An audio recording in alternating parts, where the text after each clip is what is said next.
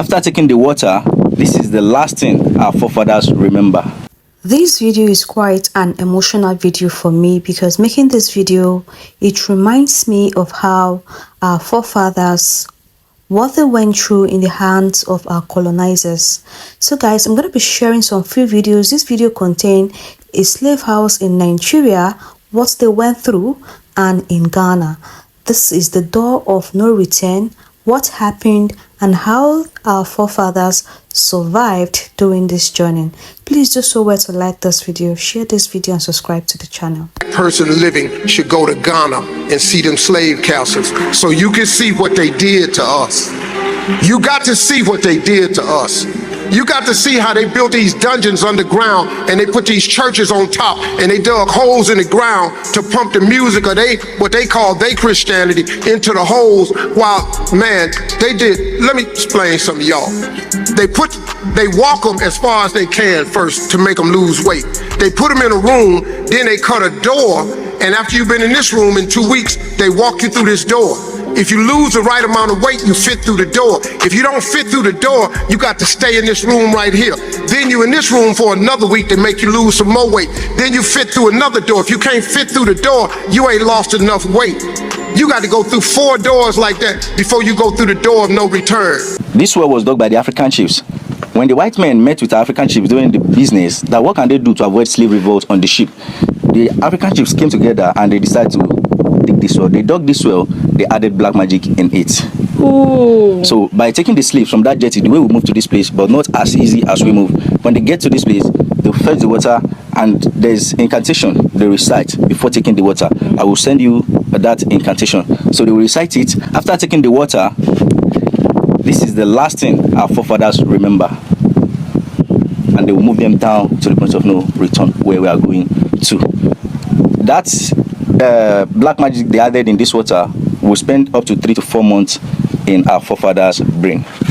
Because the ship will spend up to 3 to 4 months on the sea. It depends on the distance of the country they are taking them to. If the country is far, they will spend 4 months. If the country is close, they will spend 3 months. So for that 3 months, they won't remember anything. I just imagine that then, how would they feel when they get to unknown man's land? What do you remember? I drank water, and after that, what about you? I drank water, and you? I drank water, and they forgot everything. Now they will have new memory. So they forget everything here. And male domestic slaves were mostly bred in Havana, Cuba. Havana, Cuba. And male slaves were castrated that time. Were castrated? They castrate the male slave because a white man cannot leave a black slave at home with his wife or daughter, so they have to castrate them. The male slave became huge and tall, so they use them as domestic slave. Maybe they want to carry something, they want to work on the farm, maybe there's an issue between the master and somebody, they will send that slave to go and fight. So that was how they use our forefathers. But out of the slaves that were castrated then, I was the only one that was not castrated, and you have opportunity to meet with me. You were Shall not there? Proceed? No, you were not there. People were asking if I was there. I was there. I was giving birth to 1802. He's just 27 years old, so he learned all of this. So let's go. We're going to the point of no return. Like I keep saying, we must return in Jesus' name. Yes, because we are not slaves. I can't explain it. I can't explain it. Come on. Come on. Okay. The people I saw, it was like, I have an uncle that looks like him. A grandmother that looks like that person. Everyone has just been wonderful in a way that I've never experienced.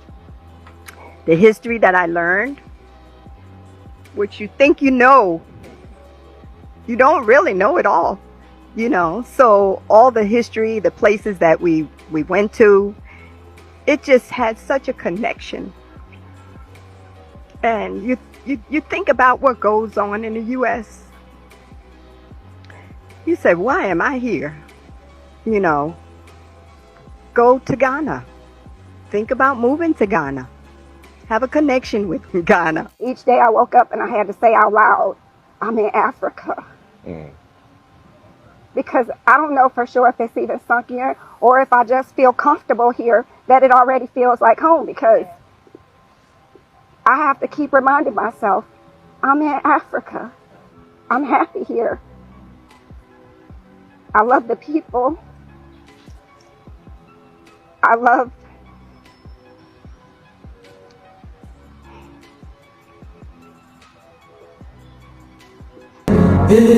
this was the passageway to the room of no return. So check how small it is.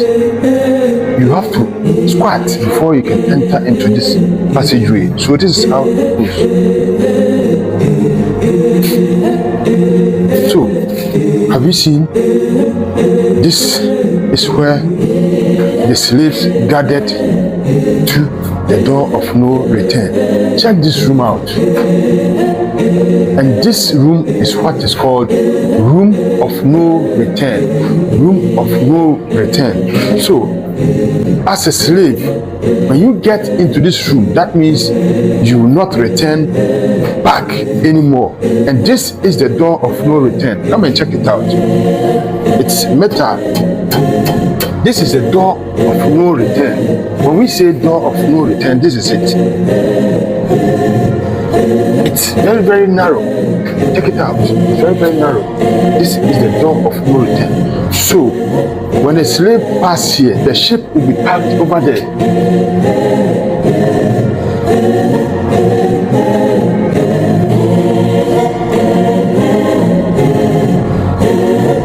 I am here at Gorée Island.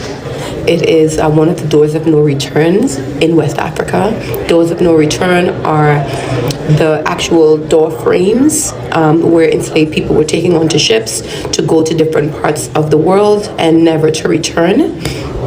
And so when we return here, when we come back here, it lets us know how far we've come as a people, as a race. And we came back. So to all of my ancestors who lost their lives and who gave their lives, I came back.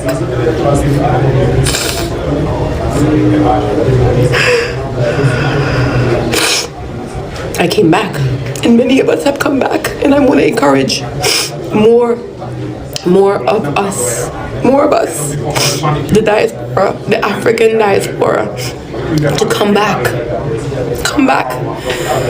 have the experience, but also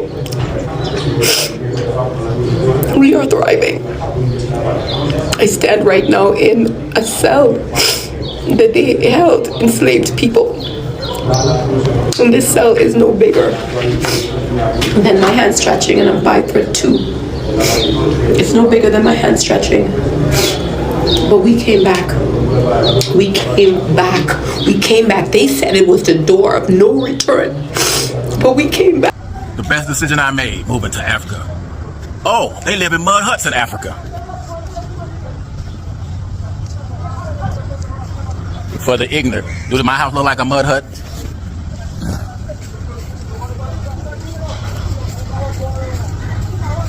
For all my family who want to invest in Africa, come on over. Best move I made.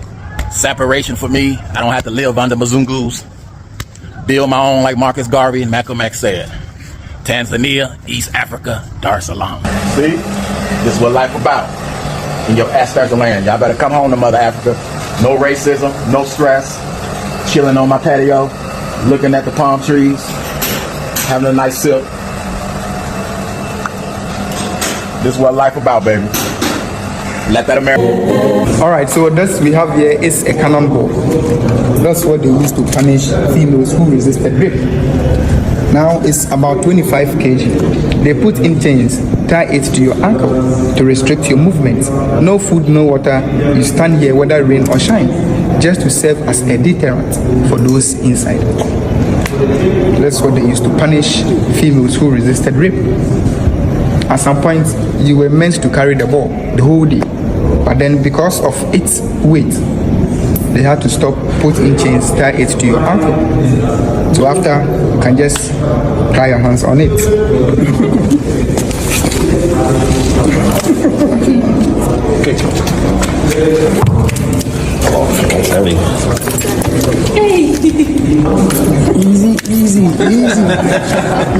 I often forget about this part of the slave trade, the part that started in Africa. getting captured from your village, being barefoot, naked, and chained, walking for hundreds of miles with almost no food, the last bath, the horrors of the slave dungeon, the ships. When I imagine their suffering, it hurts me to my core. For a span of 400 years, our ancestors endured hell. We honor those who died and give thanks to those who survived so we might live. This is one of the doors of no return. I must return. We all must return. They thought that we would never come back, but we've been coming back, and more of us will come back. I shall journey back in. I'm one of the ones who made it back. It's giving me chill bumps. It's giving me chill bumps. I'm returning. Come back to Ghana and return back to the motherland. This is Africa.